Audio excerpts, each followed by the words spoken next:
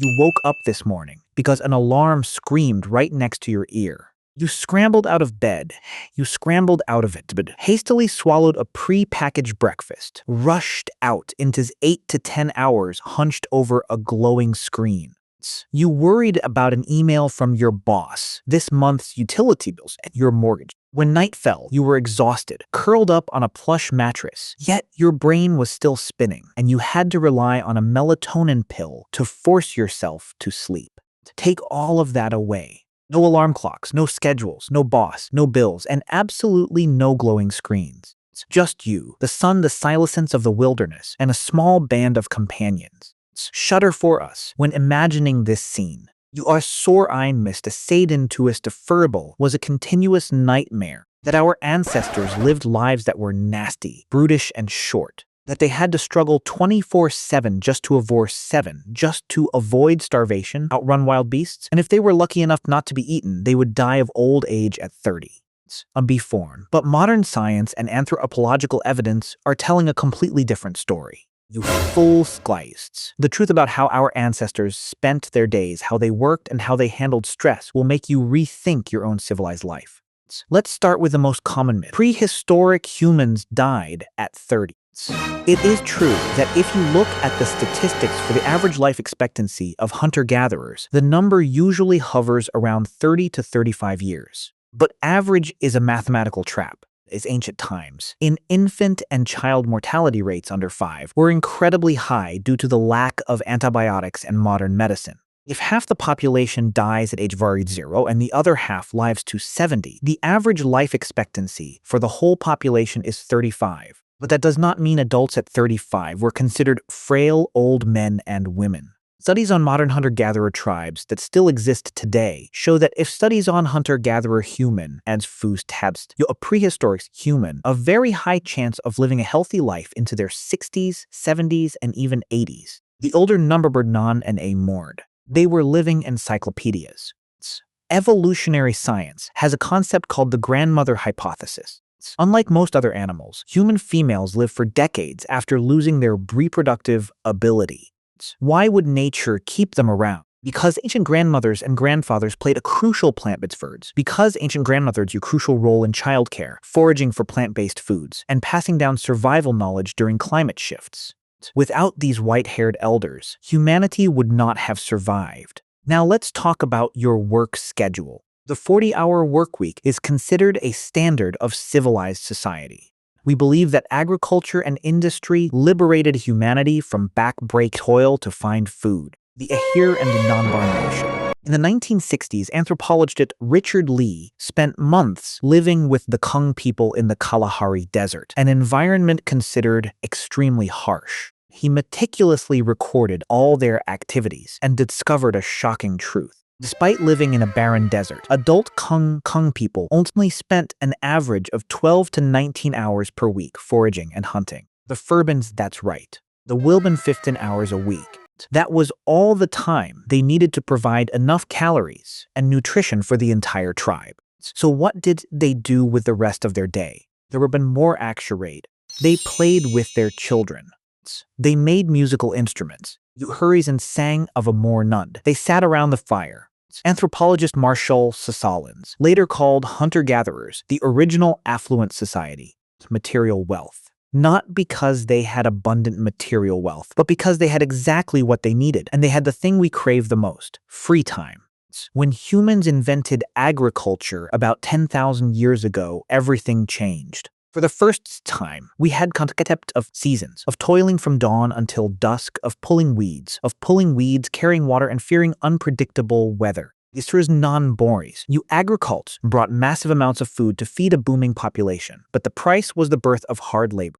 Evolution did not prepare our bodies to bend over fields all day, nor to sit motionless for 8 hours in an ergonomic office chair. But didn't prehistoric humans live in constant terror? Weren't they always terrified of a saber-toothed tiger pouncing on them? Yes, the wild environment had deadly dangers, but the human body is perfectly designed to cope with acute stress.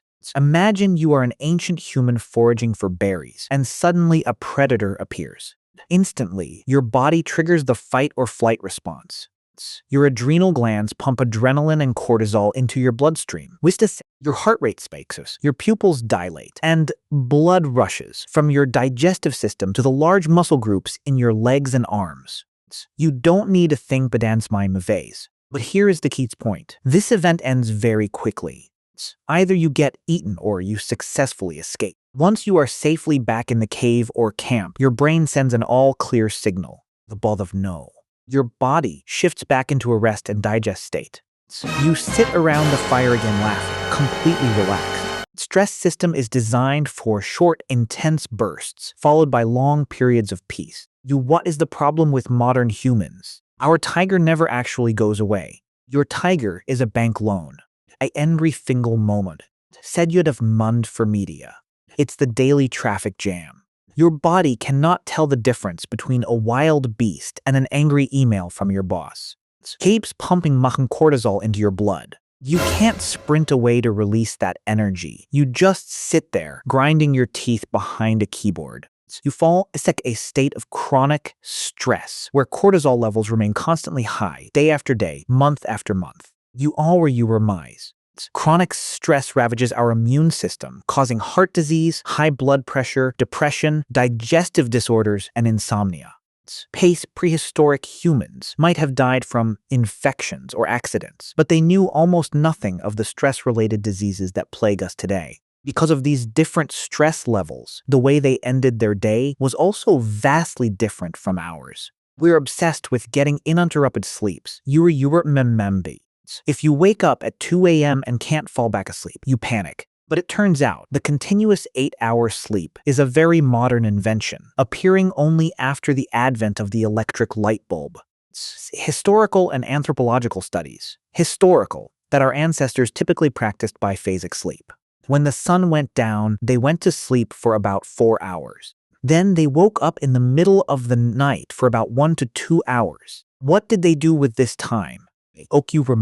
They added wood to the fire, chatted in whispers, had sex, or simply engaged in deep reflection during a relaxed state known as the watch. Afterward, they went back for their second sleep phase, until dawn. Furthermore, they didn't sleep alone in pitch black, perfectly soundproofed rooms. They slept together, around the fire, under the starry sky, surrounded by the sounds of crickets and the breathing of their loved ones. Not minor noises from nature. On the contrary, absolute silence was the signal of danger. We often look back at our wild ancestors with pity, proud of the mechanical and digital conveniences we have built.